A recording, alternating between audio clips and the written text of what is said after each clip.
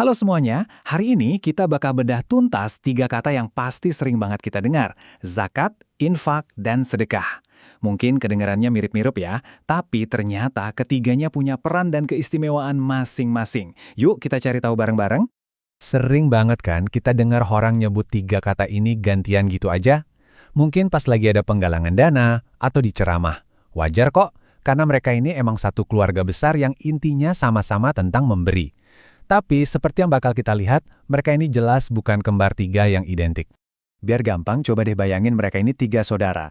Ada zakat, si kakak sulung yang paling taat aturan dan penuh tanggung jawab. Terus ada infak, si anak tengah yang fleksibel dan siap bantu kapan aja. Dan yang terakhir, sedekah, si bungsu yang paling supel, spontan dan hatinya luas banget. Nah, kita kenalan yuk sama mereka satu persatu. Oke, pertama-tama kita temui si sulung, zakat. Dialah yang paling serius, paling terstruktur, dan aturannya paling ketat di antara semuanya. Zakat itu secara harfiah artinya tumbuh, bersih, atau berkah. Jadi ini bukan sekedar sumbangan biasa loh.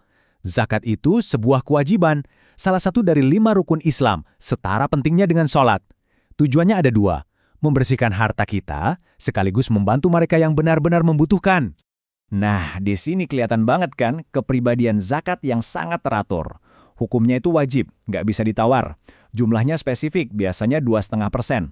Waktunya juga udah ditentuin, ada yang namanya haul atau setelah setahun kepemilikan. Hartanya pun harus mencapai batas minimum dulu atau nisab. Dan kalau sampai diabaikan, wah konsekuensinya serius secara spiritual. Semuanya jelas, tegas, dan terukur. Dan Al-Quran sendiri memperkuat tujuan spiritual ini. Ayat ini bilang, kalau zakat itu bukan cuma soal ngasih uang, tapi ini adalah proses untuk membersihkan dan menyucikan diri kita, dan juga harta kita. Jadi, poin kuncinya di sini adalah pemurnian. Lalu, zakat ini disalurkan ke siapa? Apa bisa kita kasih ke sembarang orang? Tunggu dulu. Jawabannya, nggak bisa. Allah udah menetapkan secara spesifik siapa saja yang berhak menerima. Tepatnya, ada 8 golongan. Nggak kurang, nggak lebih. Ini dia ke-8 golongan itu, yang kita kenal dengan sebutan asnaf. Mulai dari fakir miskin sampai musafir yang kehabisan bekal di perjalanan. Aturan yang super detail ini nunjukin kalau zakat itu ibarat jaring pengaman sosial yang dirancang dengan sangat cermat untuk mengatasi masalah-masalah spesifik di masyarakat. Oke, sekarang kita geser ke anak tengah, yaitu infak. Kalau zakat tadi kaku dan penuh aturan, nah infak ini jauh lebih luas dan fleksibel.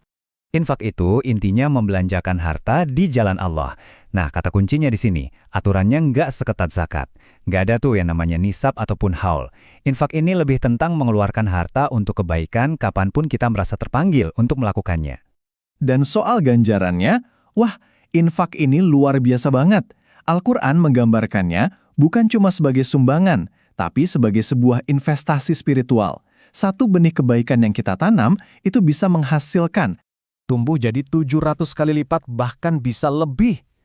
Bayangin deh, investasi mana di dunia ini yang bisa menjanjikan return sebesar itu? Ini nunjukin betapa Allah sangat menghargai setiap pemberian yang kita lakukan dengan ikhlas.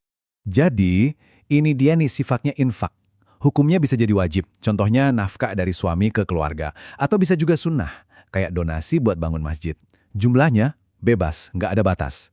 Waktunya, kapan aja. Penerimanya juga jauh lebih luas.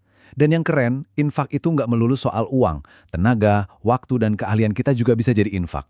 Dan yang terakhir, mari kita temui si bungsu yang paling hangat dan bisa merangkul siapa saja. Sedekah. Inilah bentuk memberi yang cakupannya paling luas dan paling bisa dilakukan oleh siapapun, kapanpun. Kata sedekah ini punya akar kata yang sama dengan kebenaran atau ketulusan. Jadi, sedekah itu kayak bukti nyata dari tulusnya iman seseorang. Ini adalah aksi kebaikan sukarela yang dasarnya cuma satu, niat tulus untuk mencari ridha Allah. Dan ini nih keindahan sedekah yang paling bikin takjub. Hadis ini nunjukin betapa luasnya makna sedekah.